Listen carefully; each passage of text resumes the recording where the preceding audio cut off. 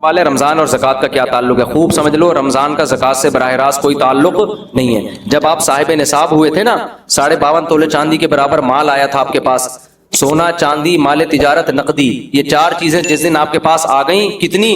جتنے میں 52.5 تولہ چاندی آتی ہے، تو آپ پر لازم تھا کہ اپنی وہ اسلامی تاریخ آپ محفوظ کر لیتے۔ 5 محرم کو آئیں یہ چیزیں، تو 5 محرم ڈیٹ محفوظ کر لی، اگلے سال 5 محرم کو آپ کا زکوٰۃ کا حساب ہوگا۔ سمجھتے ہو؟ پھر دے بے شک، بعد میں دو، پہلے دو، وہ آپ کی مرضی ہے۔ زکوٰۃ کا نصاب کیا ہے؟ مال تجارت کی تعریف کیا ہے؟ سونا، چاندی، مال تجارت، نقدی، کیش رقم جسے کہتے ہیں، 4 چیزیں جس کے پاس 52.5 تولہ چاندی کے برابر ہوں۔ 52.5 تولہ چاندی کے ریٹ کیا چل رہے ہیں مجھے نہیں معلوم، اوپر نیچے اتنے ہو رہے ہیں، شاید 90,000 1 لاکھ روپے تک چل رہے ہیں شاید۔ تو جس کے پاس اتنی مالیت کا سونا، چاندی، تجارتی مال یا نقدی ہو تو وہ صاحب نصاب بن جاتا ہے۔ اس پر لازم ہوتا ہے کہ وہ اسلامی تاریخ نوٹ کر لے۔ عام طور پر جب لڑکوں کی، لونڈے لپاڑوں کی تنخواہ لگتی ہے، پہلی تنخواہ 90,000 1 لاکھ آئی تو وہ صاحب نصاب بن گئے۔ لڑکیوں کی شادی ہوتی ہے، ان کو سونا ملتا ہے، تو جس دن ان کو سونا ملا ہے، ہینڈ اوور ہوا ہے، وہ تاریخ، وہ اسلامی تاریخ نوٹ کر لیں۔ سمجھ میں آ رہی ہے بات؟ پھر ہر سال اسی تاریخ کے حساب سے زکوٰۃ دیا کریں۔ مال تجارت کی تعریف کیا ہے؟ مال تجارت اس مال کو کہتے ہیں جو بیچنے کے لیے خریدا ہو اور اب تک بیچنے کی نیت باقی ہو۔ آپ کی دکان ہے، کرائے پہ دی ہوئی ہے، دکان پہ زکوٰۃ نہیں ہے کیوں؟ کرائے پہ دی ہوئی ہے۔ آپ کی گاڑی ہے، کرائے پہ دی ہوئی ہے، زکوٰۃ نہیں ہے کیوں؟ کرائے پہ دی ہوئی ہے۔ ہاں، گاڑی آپ نے خریدی ہے کہ بیچ دوں گا میں، خریدتے ہوئے بیچنے کی نیت تھی تو اس گاڑی پہ زکوٰۃ دینا واجب۔ ہاں، گاڑی آپ نے خریدی اپنے لیے، ارادہ ہوا کہ جب بیچنے کا موڈ ہوا تو بیچ دوں گا، یہ مال تجارت نہیں ہے کیونکہ خریدی کس لیے؟ بیچنے کے لیے، ضرور استعمال کے لیے۔ اس طرح پلاٹ آپ نے خریدا کہ یار کنفیوز ہوں، دیکھیں گے فیوچر میں بناؤں یا بیچوں، سوچوں، زکوٰۃ نہیں ہے اس پر۔ ہاں، پلاٹ خریدا، نیت کیا ہے؟ بیچوں گا، اس پہ زکوٰۃ واجب ہے۔ سمجھتے ہو کہ نہیں سمجھتے ہو؟ زکوٰۃ کن لوگوں کو دی جا سکتی ہے؟ زکوٰۃ ان لوگوں کو دی جا سکتی ہے، اتنا کافی ہے۔ سمجھتے ہو؟ غریبوں، غریب ہونے کے لیے کیا ہے کہ 5 چیزیں، 4 چیزیں تو وہی جو زکوٰۃ والی ہیں، سونا، چاندی، مال تجارت اور کیش، اور 5ویں چیز ہے ضرورت سے زائد سامان۔ ایک آدمی کے پاس ضرورت سے زائد سامان ہے، ضرورت سے زائد سامان اس کہتے ہیں پورے سال استعمال ہی نہیں ہو رہا۔ گھر میں ڈنر سیٹ پڑا ہوا ہے، پورا سال استعمال نہیں ہوتا۔ پلاٹ پڑا ہوا ہے، نہ رینٹ پہ دیا ہوا ہے، نہ کھیتی باڑی کر رہا ہے، اور نہ خود رہتا ہے اس میں، تو وہ پراپرٹی بھی ضرورت سے زائد ہے، اس میں پورا سال گزرنا بھی ضروری نہیں ہے۔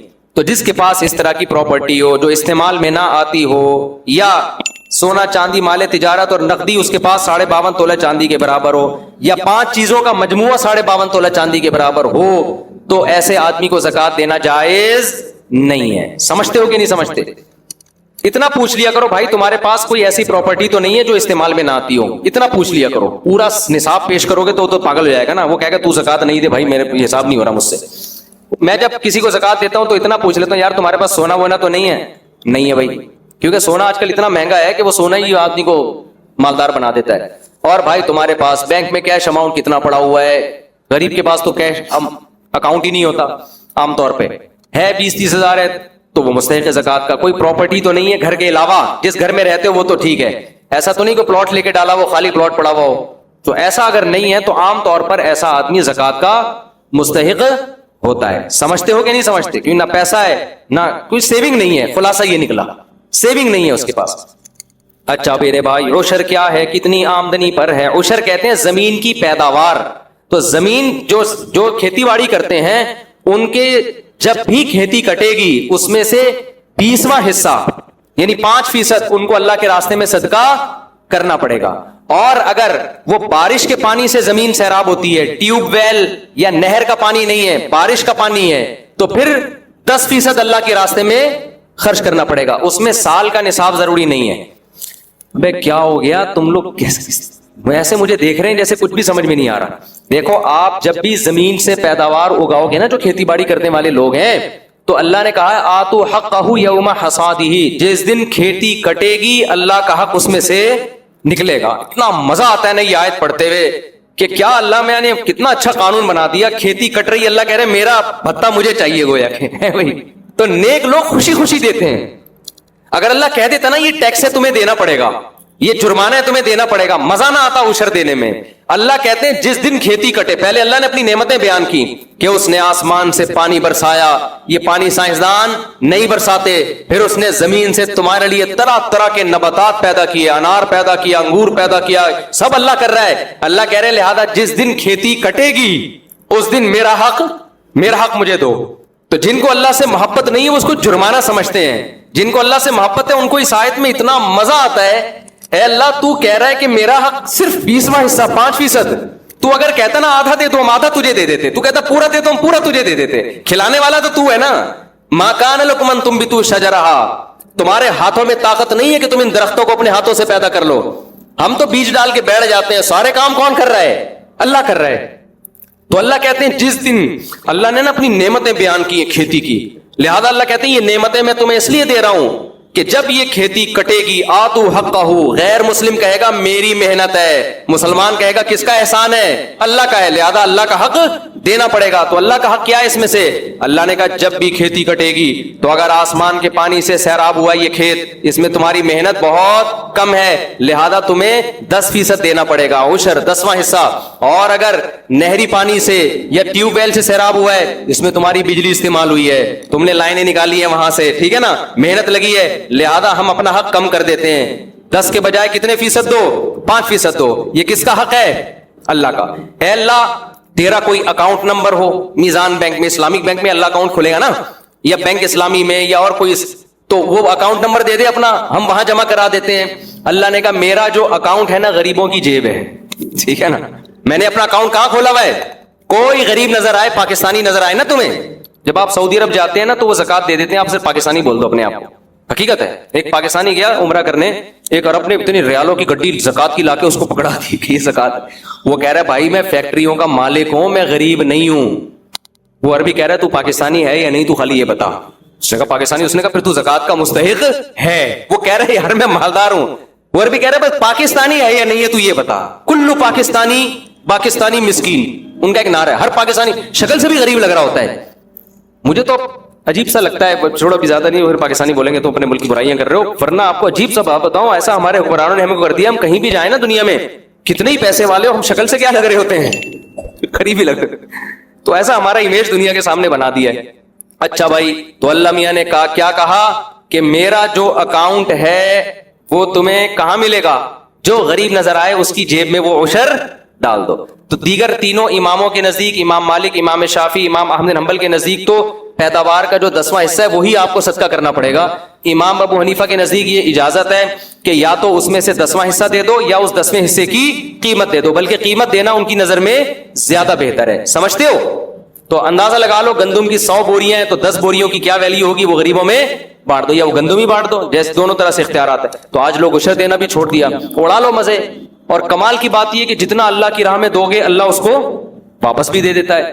تو یہ جو کنجوس لوگ ہوتے ہیں نا جو عشر نہیں دیتے, یہ دنیا کے بھی خسارے میں اور آخرت کے بھی خسارے میں.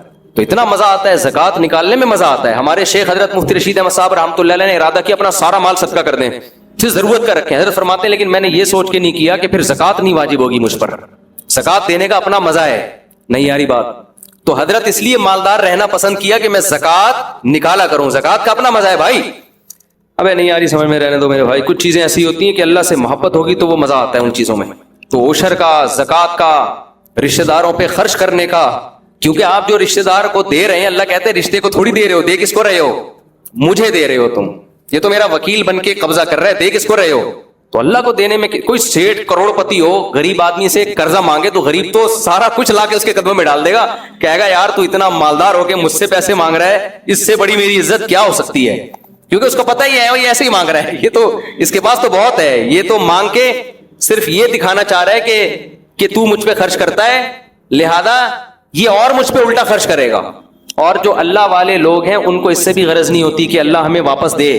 سمجھتے ہو نا, ان کو اس سے نہیں ہوتی کہ ہم صدقہ اس لیے کر رہے ہیں کہ اللہ ہمیں ریٹرن کرے. وہ کہتے ہیں اللہ نہ بھی کرے نا, ہمیں تو اسی میں بڑا مزہ ہے کہ اللہ ہم سے مانگ رہا ہے. تو عشر اور زکات اور صدقات و خیرات دل کی خوشی سے کیا کرو کہ اللہ کا احسان ہے ہمارے اوپر کہ اس نے ہمیں صدقات و خیرات کا حکم دیا, کنجوس نہیں بنایا ہمیں, ورنہ گھسیٹتے رہتے ادھر سے بھی آ جائے, ادھر سے بھی آ جائے, ادھر سے بھی آ جائے, ادھر سے بھی آ جائے.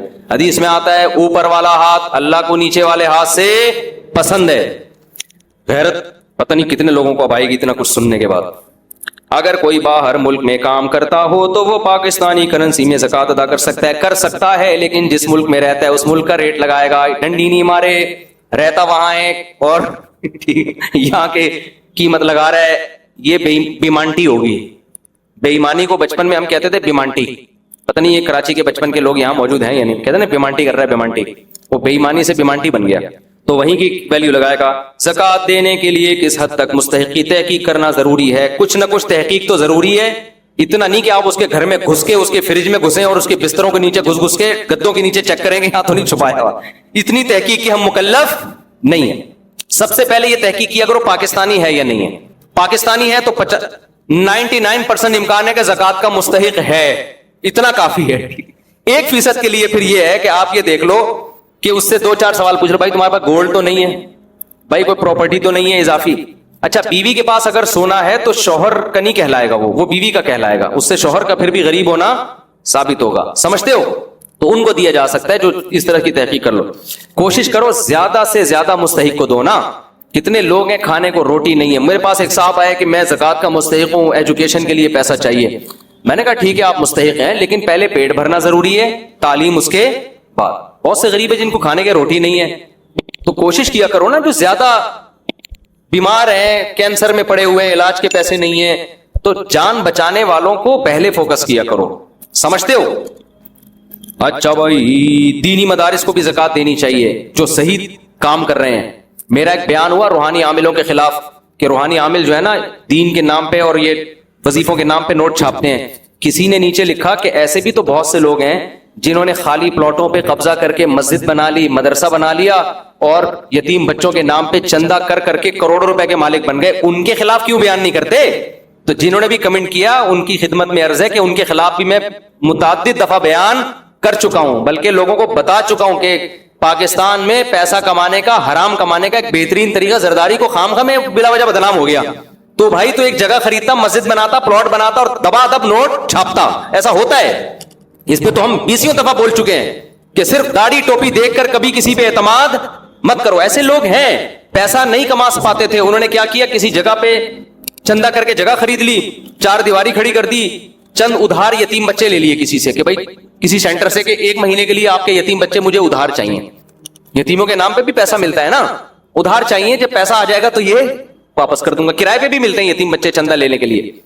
تو آپ نے کیا کیا, چند یتیم بچے لکھ دیے, ان کے ہاتھ میں قرآن پکڑا دیا, وہ قرآن پڑھ رہے ہیں, ہل رہے ہیں, بڑا خوبصورت نورانی ماحول, لوگ آ کے دبا دب پیسہ پھینک رہے ہوتے ہیں. تو میں نہیں کہہ رہا کہ مدارس کے محتمم فراڈی ہوتے ہیں یا علماء معاذ اللہ 2 نمبر ہوتے ہیں یا مولوی 2 نمبر ہوتے ہیں. نہ 2 نمبر لوگ بھی مولویت کے لبادہ اوڑھ لیتے ہیں. 2 نمبر لوگ بھی مدرسے کے ناظم کا لیبل استعمال کر کے لوگوں سے پیسے بٹورتے ہیں. تو کہیں بھی کوئی مدرسہ ہو, آنکھ بند کر کے تعاون نہیں کرنا. آپ نے ریسرچ کرنی ہے, تحقیق کرنی ہے کہ واقعی یہ دین کی خدمت ہو رہی ہے, پیسہ صحیح جگہ استعمال ہو رہا ہے. ایسا تو نہیں کہ ناظم صاحب کے پیٹ میں جا رہا ہو. اور بڑے بڑے فراڈ ہوتے ہیں, ہم نے خود دیکھے ہیں. ایک مسجد بنا لی, مسجدیں بک رہی ہوتی ہیں, سودے ہوتے ہیں مسجدوں کے, 1 کروڑ میں بکی, 2 کروڑ میں بکی. خریدنے والے کو پتا ہے 1 کروڑ لگاؤں گا, پھر مسجد کے نام پہ جو چندہ ہوگا نا یہ پیسے ریکور. یہ باقاعدہ بزنس ہو رہا ہے, اپنی آنکھوں سے دیکھا ہے ہم نے. تو اس لیے اب یہ تو نہیں کہ مدرسوں کے ساتھ تعاون ہی چھوڑ دیں. تعاون تو ہماری اور آپ کی ذمہ داری ہے. دینی مدارس کو تو ہم نے ہی چلانا ہے, لیکن طریقہ یہ ہے کہ آپ ایک دفعہ تحقیق کریں کہ ریلائبل مدرسہ ہے یا نہیں ہے, یہاں پیسہ صحیح استعمال ہوتا ہے کہ نہیں ہوتا. آنکھ بند کر کے کسی کے ساتھ تعاون نہیں کرنا. جو قابل اعتماد دینی ادارے ان کے ساتھ تعاون کریں. بنوری ٹاؤن ہے, جامعۃ الرشید ہے, دارالعلوم کورنگی ہے, بن نوریہ ہے, جامعہ اشرفیہ, یہ سارے بڑے بڑے اکابر, بڑے بڑے علماء ان مدارس کو چلا رہے ہیں. تو ان پہ تو پورا اعتماد. اسی طرح چھوٹے مدرسے بھی ہیں جن کے ساتھ تعاون کرنا چاہیے, لیکن پہلے ایک سروے کریں آپ جا کے کہ یہ پیسہ میرا صحیح استعمال ہو رہا ہے یا نہیں ہو رہا, ورنہ فراڈیوں کے ہاتھ چڑھ جاؤ گے آپ. بہت پیسہ اس میں, جو مذہب کے نام پہ جب حرام خوری ہوتی ہے نا تو پھر تھوڑا پیسہ نہیں آتا. اگر کسی نے زکوٰۃ ادا نہ کی ہو تو کیا پچھلے سالوں کی زکوٰۃ بھی ادا کرنی ہوگی؟ جی ہاں, ادا کرنی ہوگی بالکل. زکوٰۃ نہ دینے کی کیا وعید ہے؟ اللہ نے فرمایا جو سونا چاندی تم جمع کر کے رکھتے ہو زکوٰۃ نہیں دیتے, اسی کو پگھلا کے تمہاری پیشانیوں کو داغوں گا میں قیامت کے دن, اور کہوں گا ھذا ما کنزتم لانفسکم, یہ وہ خزانہ ہے جو تم نے اپنے لیے جمع کیا تھا. آپ کہہ سکتے ہو اللہ کرنسی کو کیسے جلائے گا, تو اللہ اس کو بھی جلا کے داغ سکتا ہے. تو جو مال جمع کر رہے ہو نا اور زکوٰۃ نہیں دے رہے, اسی کو اللہ جلا کے پیشانیوں کو داغے گا قیامت کے دن. اللہ اس عذاب سے بچائے. اچھا میرے بھائی, زکوٰۃ کا کانسیپٹ کیا ہے, اس کے پیچھے کیا فلسفہ ہے؟ زکوٰۃ کا کانسیپٹ یہ ہے کہ اللہ کہتا ہے کہ میں اپنے بندوں کو کھلاتا پلاتا ہوں, یہ تمہاری کمائی نہیں ہے, یہ میرا احسان ہے. تو جب میرا احسان ہے تو جو مجھ پر ایمان لائے گا تو وہ مجھے قرضہ دے گا, اور مجھے قرضہ دینے کا طریقہ ہے میری مخلوق پہ خرچ کر دو. تو جس کا اللہ پہ اللہ چیک کرتا ہے کہ یہ اوپر کے ایمان کے دعوے ہیں، سچی مچی کا مسلمان ہے یہ، صحیح ہے نا؟ کیونکہ پیسہ خرچ کرنے کے لیے کمزور ایمان چلتا نہیں ہے، صحیح ایمان ہوگا تو روکڑا نکلے گا ورنہ نہیں نکلے گا۔ ایک کو آپ نے محبت کا دعویٰ کیا اپنی محبوبہ سے، مجھے تم سے بہت محبت ہے، اس نے کہا بہت ہے تو 500 روپے دے دو، تو آپ نے کہا یار یہ 500 روپے تو نہیں میں دے رہا، تو سمجھ جائے گی اوپر سے بولنے پر گورنمنٹ کی طرف سے کوئی پابندی نہیں ہے، تو 500 روپے سے پتہ چلے گا۔ اگر وہ مانگ لے 1000 روپے تو پھر پتہ چلے گا 1000 والی ہے، تو ریٹ ہوتے ہیں نا، روکڑے سے پتہ چلتا ہے کہ کتنی محبت ہے۔ تو اللہ میاں بھی کہتے ہیں کہ میں تم مجھ سے محبت کا دعویٰ کرتے ہو، اس کا روکڑے سے پتہ چلے گا، مجھے خوش کرنے کے لیے پیسہ کتنا خرچ کرتے ہو۔ صحابہ تو پورے باغ دے دیا کرتے تھے۔ قرآن میں جب یہ نازل ہوا نا کہ تم نیکی کی حقیقت تک اس وقت تک نہیں پہنچ سکتے جب تک محبوب چیز صدقہ نہ کرو، ابو طلحہ انصاری آئے، انہوں نے عرض کیا یا رسول اللہ میرا پورا باغ صدقہ ہے، مجھے سب سے زیادہ محبوب وہی ہے۔ تو یہ مستحب ہے، فرض واجب نہیں ہے اتنا صدقہ، لیکن صحابہ نے تو بڑی بڑی آزمائشوں پہ پورے اترے، ہم سے تو اللہ صرف 2.5% مانگ رہا ہے۔ اچھا بھائی، مقروض پر زکوٰۃ کا کیا حکم ہے؟ صاحب نصاب پہ جتنا قرضہ ہے اس قرضے کو مائنس کرے گا وہ۔ یہ آپ کے پاس 1 لاکھ روپے پڑے ہوئے ہیں، قرضہ 50,000 کا ہے، تو لاکھ سے 50,000 مائنس کریں گے، پھر 50,000 جو بچے گا تو وہ دیکھا جائے گا کہ نصاب کے برابر ہے یا نہیں، اگر ہے تو زکوٰۃ ہے، نہیں ہے تو زکوٰۃ نہیں ہے، تو قرضے کو مائنس کیا جاتا ہے۔ اچھا بھائی، اگر کسی نے کمیٹی ڈالی ہوئی ہے تو اس پر، اچھا قرضے میں ایک بات یہ بھی جو انہوں نے سوال پوچھا نہیں ہے، بعض دفعہ آپ پلاٹ خریدتے ہو قسطوں پہ، نیت ہوتی ہے بیچنے کی لیکن قسطوں پہ خریدتے ہو۔ اب 1 کروڑ کا قسطوں پہ پلاٹ خریدا اور آج پلاٹ کی ویلیو ہے 1.5 کروڑ۔ اب لوگ پریشان ہوتے ہیں کہ یہ جو ہم نے 1 کروڑ دینی ہے یہ مائنس کرنا ہے کہ نہیں کرنا؟ تو خوب سمجھ لو، جو قسطیں اس سال آپ نے دینی ہیں، یعنی جب زکوٰۃ واجب ہوئی ہے اس سے اگلے سال والی تاریخ کے اندر جو قسطیں دینی ہیں ان کو اس پلاٹ کی قیمت سے مائنس کیا جائے گا، جو 1 سال کے بعد دینی ہے ان کو پلاٹ کی قسطوں سے مائنس نہیں کیا جائے گا، سمجھتے ہو؟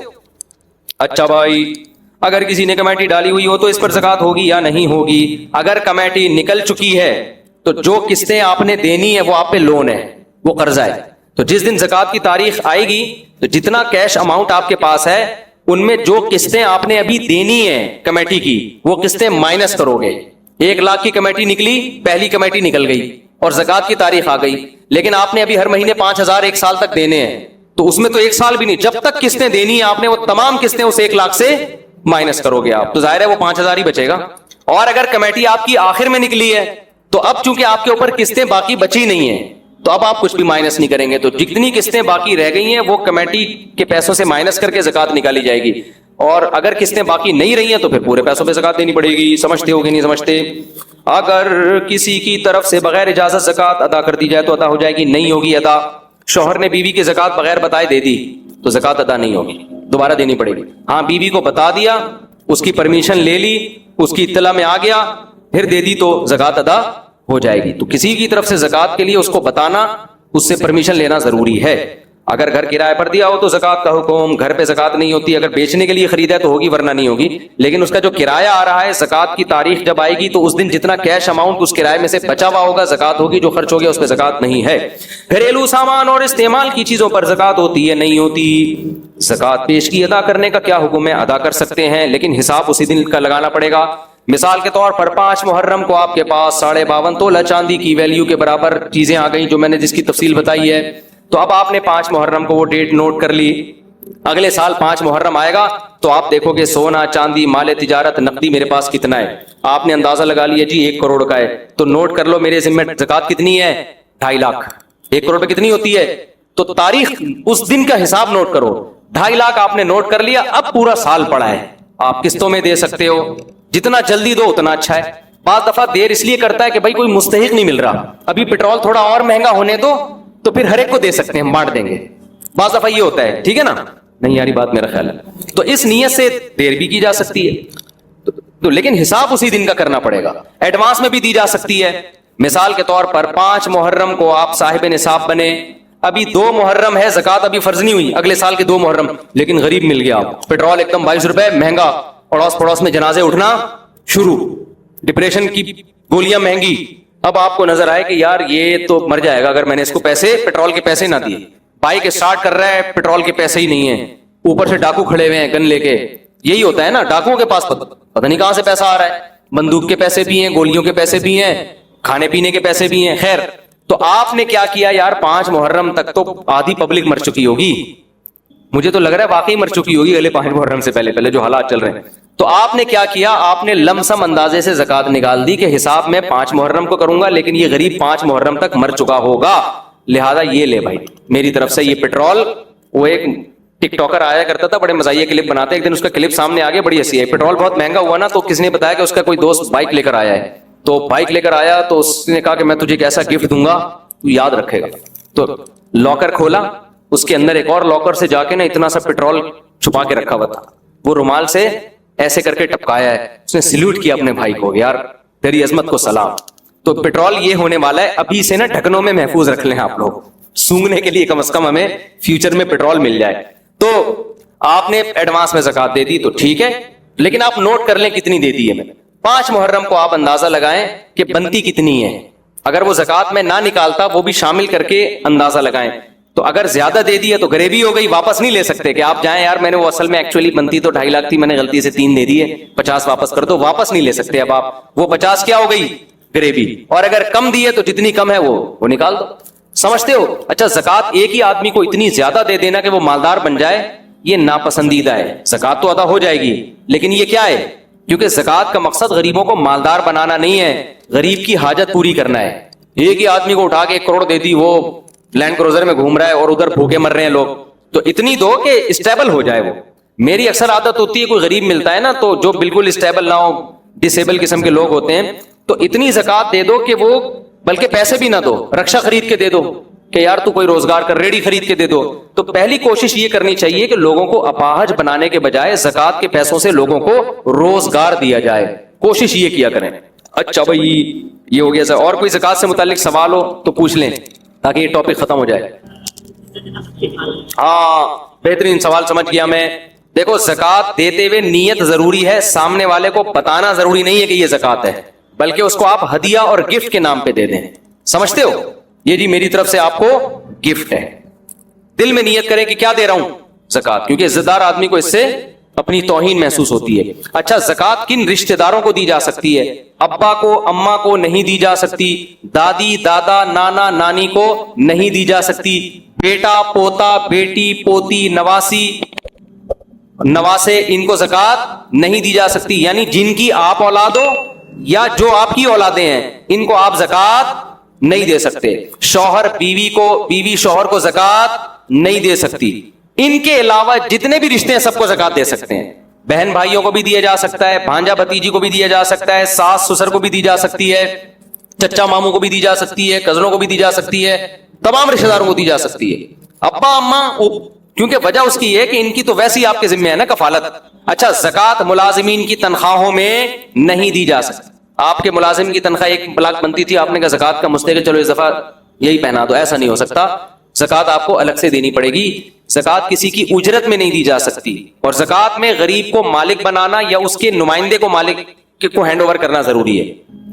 جیسے آپ نے کسی کے علاج پہ زکات خرچ کرنی ہے نا, تو اب شریعت کہتی ہے اس مریض کو مالک بناؤ. اگر وہ مریض بے ہوش ہے, نہ کومے میں گیا ہوا ہے, اس کا دماغ ہی کام نہیں کر رہا, تو اس کا جو بھی متولی ہے, باپ ہے جیسے, تو اس کو بھی مالک بنا دیں گے تو ہو جائے گی. لیکن اگر وہ ہوش و حواس میں ہے, دماغ کام کر رہا ہے, اس کو ہینڈ اوور کرنا پڑے گا, پھر وہ دوائیں خریدے. اب یہ کام مشکل ہوتا ہے, تو اس کا طریقہ یہ ہوتا ہے کہ اس مسکین سے, غریب سے, جو بھی پیشنٹ ہے, اس سے یہ اجازت لے لی جائے کہ بھائی آپ اپنا کسی کو اس ہسپتال کو نمائندہ بنا دو, وکیل بنا دو, ہم آپ کو جو پیسے دیں گے تو آپ کی اجازت سے اس ہاسپٹل کو دیں گے ہم. تو جب ہاسپٹل کو ہینڈ اوور کرو گے تو وکیل کا قبضہ موکل ہی کا قبضہ کہلاتا ہے. نہیں آ رہی بات؟ بھائی میں نے ایک بندہ بھیجا نا کہ یار تو نے میرا قرضہ دینا ہے تو اس کو دے دے, تو جیسے ہی اس کو دے گا تو قرضہ ہو گیا نا ادا, کیونکہ میرا وکیل ہے, تو وکیل کا قبضہ موکل کا قبضہ ہوتا ہے. وکیل بنتا ہے پرمیشن سے, خود بخود آپ کسی کو وکیل نہیں بنا سکتے. تو ہسپتال, بعض ہسپتال یہ کرتے ہیں پیشنٹ سے پہلے لکھوا لیتے ہیں کہ آپ ہمیں اجازت دے دیں کہ ہم آپ کی طرف سے زکاتوں پہ قبضہ کریں, تو یہ بھی ٹھیک ہے. ورنہ پیشنٹ کو آپ کہتے ہیں کہ بھائی میں یہ نہیں بتائیں کہ میں زکات دینا چاہتا ہوں, اسے کہیں بھائی میں تمہارے ساتھ کچھ تعاون کرنا چاہتا ہوں, تو میں جو تمہیں پیسے دینا چاہتا ہوں تم مجھے اجازت دو, میں کس کو دے دوں؟ ہاسپٹل کی انتظامیہ کو دے دوں. وہ اجازت دے دے گا تو پھر آپ زکات دے دیں, کیونکہ پھر اسپتال کا قبضہ کس کا قبضہ ہوگا؟ پھر وہ مریضی کا قبضہ سمجھا جائے گا. تو اس طرح وکالت کے ذریعے تو ہو سکتا ہے, بغیر وکالت کے ڈائریکٹ دے دیں گے, یا تعمیر میں لگا دیا, تعمیروں پہ زکاتیں نہیں لگتی, سمجھ رہے ہو؟ کنسٹرکشن کے کام پہ زکات نہیں خرچ ہوتی, مسجدوں کی تعمیر نہیں ہو سکتی, مدرسوں کی تعمیر نہیں ہو سکتی, مالک بنانا ضروری ہے. تنخواہوں میں زکات نہیں جا سکتی. کسی غریب بچی کی شادی کرانی ہے, لوگ کہتے ہیں زکات, تو بھائی اس کو آپ وہاں بھی یہی ہے, اس بچی کو ہینڈ اوور کرو پیسہ, हैंड ओवर नहीं कर सकते, उस बच्ची से परमिशन लो कि हम आपकी परमिशन से खाना वाना खिलाएं। बोल तो बारात के खाने इस्लाम में है नहीं, लेकिन मजबूरी है तो उनको बता दो भाई मैं सारा खर्चा आपकी तरफ से उठाऊंगा, तो उठाऊंगा नहीं, आपका वकील कौन है उसको मैं कब्जे में दूंगा। खुद आप वकील नहीं बन सकते, जो देने वाला है वो खुद वकील नहीं बन सकता। आप कि अप्पा को वकील बना दो, जितना पैसा इस शादी पे होगा मैं आपको देना चाहता हूं तो आप इजाजत दे दो, आपके अप्पा को दे दूं, तो अप्पा को दे दें, वो फिर जो मर्जी करते रहे उससे बच्ची की इजाजत से। तो ये सारे तरीके हैं ज़कात के। और कोई किसी ने सवाल पूछना हो? जी, सैयद को ज़कात नहीं दे सकते, उसको वैसे सदका खैरात के साथ उसके साथ मदद करें। सैयद कहते हैं जिसके अप्पा सैयद हो, अम्मा सैयद होने से बच्चा सैयद नहीं होता। इस्लाम में नसब कहां से चलता है? जैसे अब्बा जरदारी हो तो बेटा क्या होगा? जरदारी होगा, सही है ना। अब्बा सैयद हो तो बेटा क्या होगा? बड़ी गहरी बात है। तो इस्लाम में नसब कहां से चलता है? अब्बा से, क्योंकि हम लोग के अब्बा होते हैं। बहुतों के अब्बा से चलता नहीं है क्योंकि उनके अब्बा नहीं होते। बहुतों के कौम है जिनके अब्बा ही मार्केट से क्या हो गए? शार्ट हो। हमारे यहाँ पेट्रोल शार्ट हो रहा है, चीनी शॉर्ट हो जाती है, शुगर है, हमारे अब्बा शार्ट नहीं हुई। उन मुल्कों में कभी चीनी शॉर्ट नहीं हुई, कभी पेट्रोल शॉर्ट नहीं हुआ, लेकिन शॉर्ट हुई तो ऐसी चीज हुई कि अल्लाह की पनाह यार, अब्बा ही शॉर्ट हो गए। किसी के यहाँ अब्बा होते हैं, भाई आप तो बाहर से आए ना, वीडियो में नहीं आएंगे, आप डरे नहीं, ये तो यूरोप से आए हैं। ऐसा होता है ना कि उन लोग के यहाँ किसी के अब्बा होते हैं, किसी के नहीं होते। तो अभी तो बीबीसी की रिपोर्ट है, उसमें रिपोर्ट आई हुई थी वही इन मगरिबी कंट्रीज के बारे में कि अब्बा का रेशो खत्म होता जा रहा है। ऐसे बच्चे बहुत सारे हो गए जिनके अब्बा ही नहीं है। हमारे एक दोस्त हैं बचपन के, वो शिकार पे जाया करते थे, बस ये बता के बयान खत्म कर रहा हूँ। शिकार पे जाते थे तो अपने वालिद को कहते थे अब्बा जी, दादा को कहते थे अब्बा जी। तो जैसे ही कोई शिकार नजर आता कहते थे अब्बा जी ठा ठा करो, यानी बच्चा था ना वो, मेरा दोस्त था, बचपन की बात बता रहा हूँ। तो इतनी स्पीड बोलते अब्बा ही ठा, अब्बा जी को बोलते थे अब्बा ही ठा, तो उस बच्चे का नाम पड़ गया अब्बा ही ठा। वो अब्बा ही ठा आ रहा है। अभी भी लोग थोड़ा सा छेड़ते हैं, भाई यार ये वही नहीं है जिसको अब्बा ही ठा, अब्बा ही ठा, अब्बा ही ठा। तो अब्बा ही ठा का मतलब ऐसा लग रहा है जैसे अब्बा ही को ठा कर दिया आपने। तो गोरे ने क्या किया? अब्बा ही ठा। अब्बा मार्केट से क्या हो गए? इनके अब्बा की बात कर रहा हूं, ये जो बैठे हुए, अब्बा क्या हो गए मार्केट से? ठा। अब्बा ही को ठा कर दिया। वो तो कह रहा था बच्चा कि अब्बा ही वो ठा यानी मारो उसको। गोरे ने अब्बा को ही उठा के ठा करके अपनी सोसाइटी से निकाल दिया। इसलिए मैं बार बार कहता हूं, हम जब किसी से अब्बा की खैरियत पूछते हैं तो हम पूछते हैं आपके अब्बा खैरियत से हैं? वो कहते हैं हाँ हैं या नहीं है। लेकिन गोरे से आपको दो सवाल पूछने पड़ेंगे। पहला सवाल, आपके अब्बा हैं? वो कहेगा हाँ हैं। फिर आप पूछेंगे अच्छा खैरियत से हैं या नहीं। थोड़ा सा जुमला बढ़ाना पड़ता है, वहां ये एक टेंशन है थोड़ी सी। तो जब आप जाएं तो ये दो जुमले याद करके, ऐसे डायरेक्ट ना पूछ ले आपके अब्बा खैरियत से। वो कहेगा पहले ये तो पूछो है भी कि नहीं है, उसके बाद वो बताएगा। खैर, ये कहां से कहां बात चली गई, तो ज़कात के मसाइल थे, ठीक है।